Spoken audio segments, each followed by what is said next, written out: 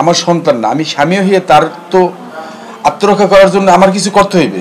আমার স্বামী হিসেবে তো কর্তব্য আছে। পরে বললাম 1:45 থেকে 50 সময় বলছি, বাবা 5,000 টাকা আমার কাছে দাবি করছে না। কই বাবা, আমার কাছে টাকা নাই, আমি মাছের ব্যবসা করি, আজকে বাজারে যাইনি, আমার গায়ে জ্বর। না বাবা, আমার 5 মিনিটের মধ্যে 5,000 টাকা দিতেই হবে, আমার বিশেষ লাগবে কাজে। ওই পোলাপানে ফোন দিয়ে নেওয়ার পর কি খাইয়ে আমি তো আর জানি না।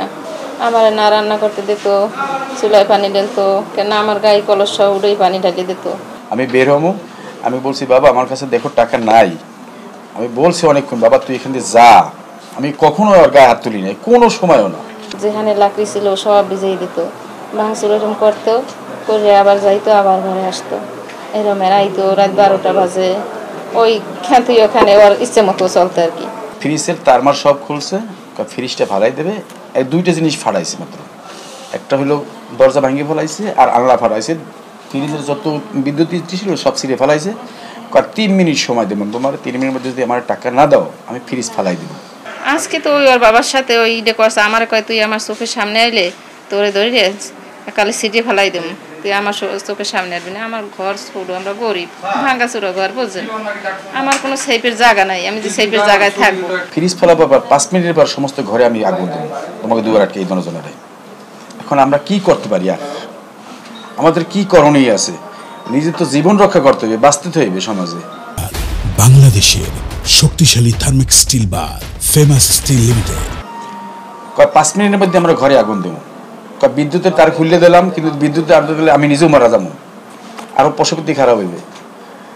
আর মায়ের গায়ে খুব অত্যাচার করছে, আর মায়ের একটা লাথি দিছে, আর মা অনেক দূরে পড়ে গেছে। এখন একটা ছেলেরে ডরাই যদি চলা লাগে, রাত্র হইলে ওই স্বামী বাজারে যাইতো, আমি মানের বাসায় বসে থাকতাম, আবার রাত্রে স্বামীর লগে আবার বাসায় আইতাম, আবার সকালে স্বামী যাইতে, আবার আমি মানুষের বাড়ি দুয়ারে কয়দিন থাকা যায়, আমি এরকম পলাই থাকতাম ছেলের ডরে। পড়াশোনা করতে এসেছি, পরীক্ষা দিয়েছিল ফার্স্ট ইয়ারে, তারপর আর পড়াশোনা করে নাই।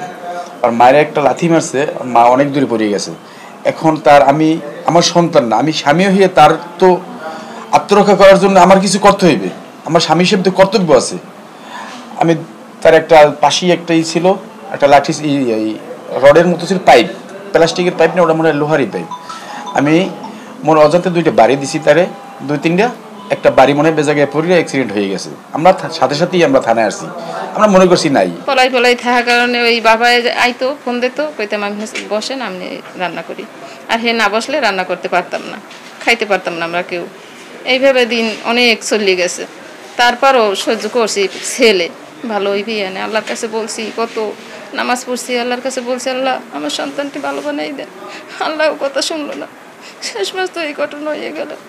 ছোটবেলা হইতে লালন পালন করে কে চায় যে সন্তানকে, শুধু একটু বিড়াল পালে তার গায়ে তো হাত তুলতে চায় না, সন্তান তো অনেক কাছের।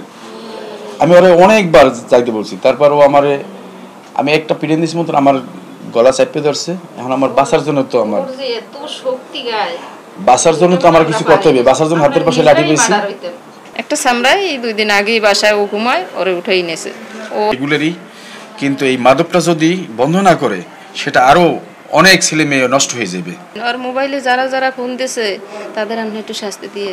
আজকে যে ঘটনা হয়েছে বেলা 2টোর দিকে, তার মাকে হাসান ফোর্স করছে 5,000 টাকার জন্য চার্জ। সেই টাকা দিতে পারবে না বা দিতে অস্বীকার করায় সে তার প্রথমেই তার মাকে মাইটটাই শুরু করছে, মাইটপিট যেটা করে।